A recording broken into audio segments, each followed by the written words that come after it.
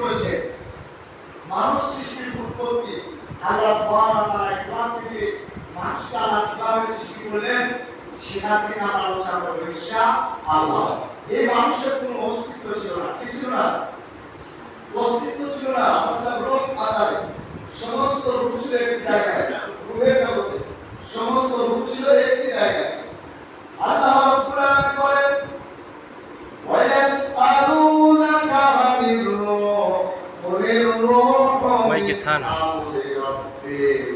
ওয়া উতিতুম মিনাল ইলমি ইল্লা কালিলা। আল্লাহু আকবার। আল্লাহু আকবার।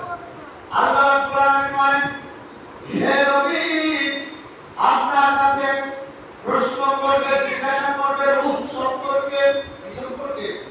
রূহ সম্পর্কে জিজ্ঞাসা করবে। আপনি